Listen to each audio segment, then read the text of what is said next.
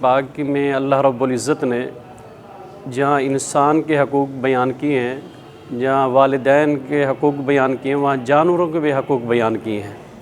اللہ رب العزت نے قرآن مجید میں اونٹ کا ذکر کیا ہے، چونٹی کا ذکر کیا ہے، شہد کی مکھی کا ذکر کیا ہے، اسی طرح بہت سارے جانوروں کا، کتے کا اللہ رب العزت نے قرآن مجید میں ذکر کیا ہے۔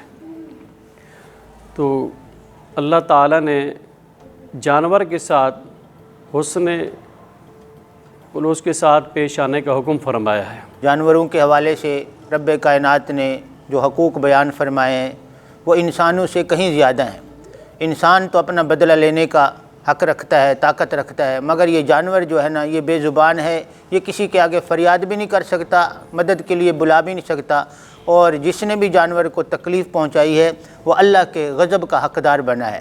کھانا پورا نہ دینا یہ بھی ظلم ہے، اور اس کی طاقت سے زیادہ بڑھ کر اس کے اوپر بوجھ ڈالنا، کام لینا اس سے، جانور سے، یہ بھی ظلم ہے۔ قیامت والے دن وہ ہو سکتا ہے کہ اتنا ہی اس کے ساتھ ظلم کیا جائے جتنا اس نے جانور پر ظلم کیا ہے۔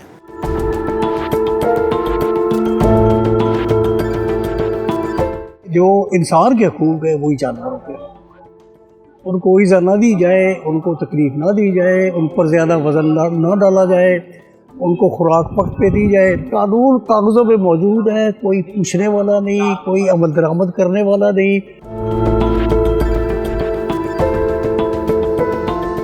پاکستان پینل کوڈ میں 6 سیکشن جو ہیں وہ جانوروں کے سزا کے لیے وہ سیکشن ہیں۔ اس میں 289 ہے، 377 ہے، اور 427، 28، 29، 30، یہ تقریباً 6 سیکشن بنتے ہیں۔